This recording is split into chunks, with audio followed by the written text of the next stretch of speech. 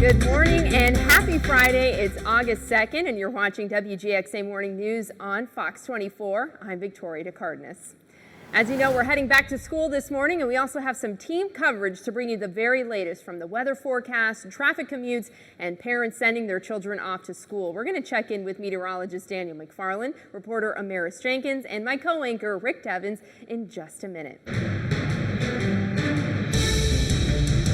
A key part of the weapon used in Dayton's mass shooting was manufactured in Ohio.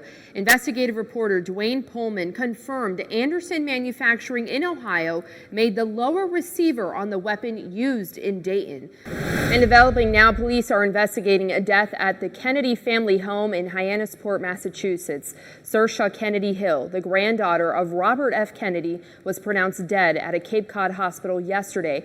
Earlier this week, millions of Capital One customers were alerted to the news that their private information may have been exposed due to a data breach.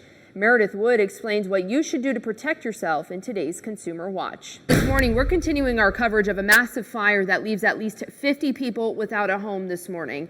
WGXA's Amaris Jenkins is live from the Green Meadows townhouses where this all happened. Take a good look at this man. The Bibb County Sheriff's Office wants Arion Brazel in connection to a shooting that happened on Fort Hill Street in Macon on July 24th.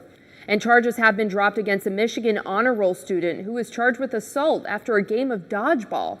The boy's mother hired a high-profile attorney, and she says she's still considering her options. Here are some of the other stories we're tracking for you this morning. We're learning more about the Dayton, Ohio mass shooter and where he grew up. Plus, counseling centers have been set up for the victims of the Route 91 festival in Las Vegas after the string of mass shootings. And the U.S. and China are playing a game of chicken, and farmers are among those who could feel the effect financially. And nearly 72 hours after a man killed 9 people, including his sister in Dayton, Ohio, there are still a lot of questions to answer.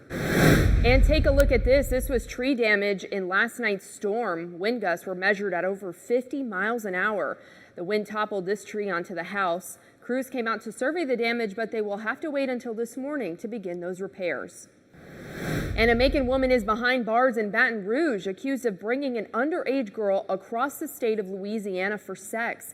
Ashley Norton was arrested by Louisiana State Police and the FBI as part of an undercover human trafficking operation. The U.S. House of Representatives voted to condemn comments directed at 4 congresswomen by President Trump.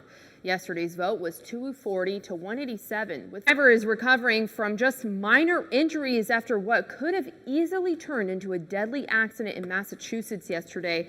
Take a look at this incredible photo. The incident left the driver's car crumpled underneath a tractor trailer. All right, thank you, Daniel. Well, parents and kids, it's time to wake up and get ready to head back to class. Let's take a look at some of the counties getting ready to open up their classrooms.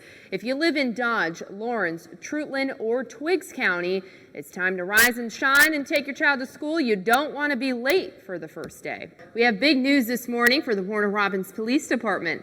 Last night, John Wagner was officially appointed as the new chief of police. Wagner says he plans to grow the department, be proactive, and put in the necessary work to make sure that everyone is safe to live and work in Warner Robins, which they say can replenish electrolytes and help with dehydration. So is this a popsicle of pickle pop? Pickle juice, or is it like an actual pickle in a bag? Because I would just tell you to go get a bottle of pickles. It seems like a good idea to store. Just eat some pickles. Yeah. Big in my family is an ad campaign for pickles like a decade ago where it said, "Daddy, you gonna eat that pickle?" But yeah, the pickle pop. I don't know. Interesting. I love pickles, so. I'm a big pickle enthusiast. I don't want pickle in soda form or in popsicle form. No. I'll just take. But the chip form is not that bad. Give it a shot, Rick. Give it a shot. Dill pickle. Dill pickle chips. There we go. Oh my goodness. There's Victoria's recommendation this morning. Snack. That is all for us as we kick off the work week. Face the Truth is next. Be sure to tune in to WGXA News at 5 for all the latest. Have a great day and have a pickle pop. Yeah, kind of a big dill.